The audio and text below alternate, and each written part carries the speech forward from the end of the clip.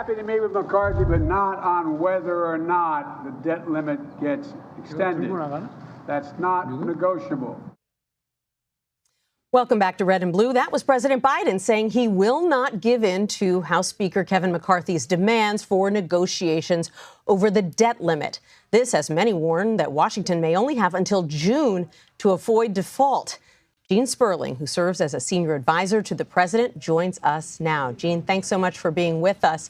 First of all, I think the White House, like many in Washington, assumed that the House Speaker wouldn't be able to keep his party together to pass this spending cut bill. But now that he has, doesn't that give him the leverage to force the president to negotiate with him?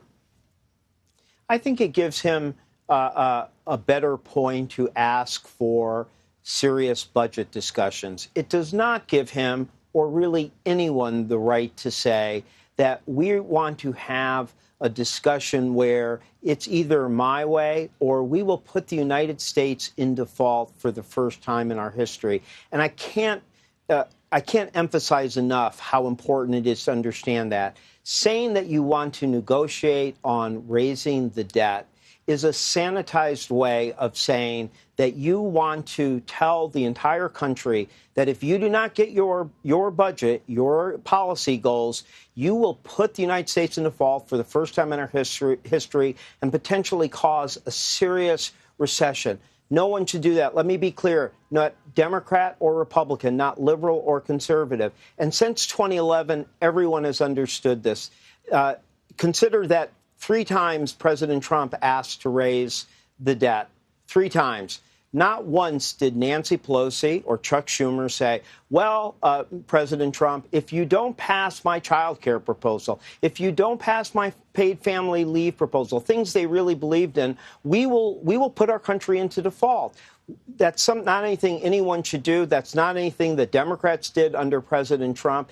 And to even risk it causes, to even engage in default brinksmanship, as we saw in 2011, can cause over 1 million jobs to be lost, can hurt consumer confidence, and could indeed contribute to a recession. Prior to 2011, though, President Obama was willing to negotiate. And aren't Republicans now able to say, look, we did everything the president told us to do? He said, show me your budget. We showed him our budget. We passed our plan. And now he's the one who won't compromise. No, that's actually not the case. It is the case that in 2011, the Republicans did force, really against President Obama's will, the discussion and negotiation to include raising the debt limit.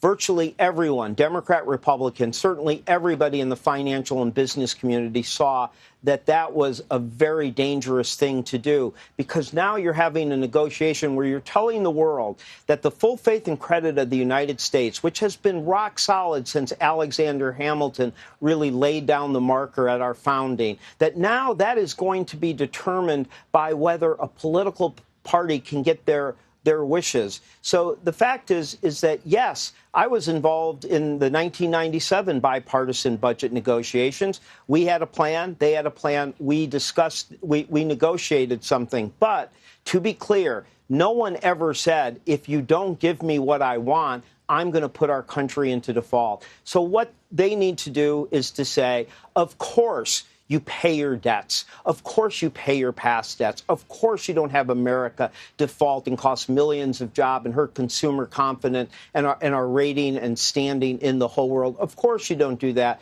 But, Mr. President, you've put down a budget. We've put down a budget. We'll have that discussion. I mean, I think their budget is draconian. It would, over 10 years, cut in half things like cancer research, aid to children with disabilities. So we'll have that discussion. But neither us nor them should say, but if you don't do what I want, we are going to put the United States into default. That's just wrong for anyone to do.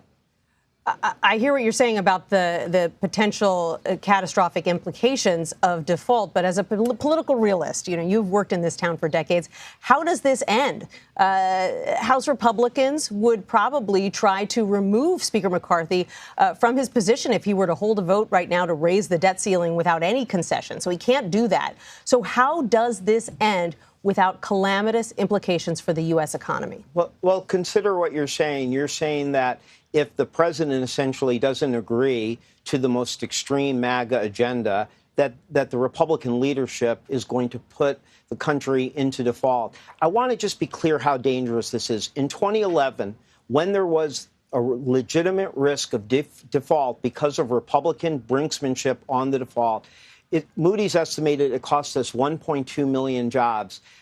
People's retirement values went down. Consumer confidence went down 22%. If it could not, now we're at a time where you've had already financial issues with banks. This could be very dangerous. Just the act of them engaging again in default brinksmanship.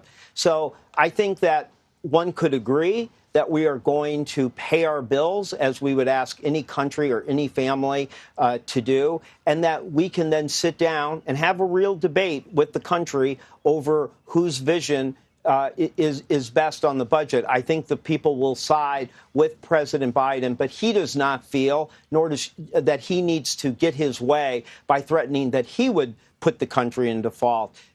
So they have got to come to terms and have some basic sense of responsibility. What a terrible thing that would happen in our country if everyone started saying, if I don't get my way, I'm willing to put the United States into a recession and cost millions of people their jobs, their homes, and their retirement savings. And all of this coming as economic growth slows, and there are ongoing concerns about the commercial real estate sector. Gene Sperling, thank you so much for coming on. Thank you. Thanks for having me, Nancy. Sure thing.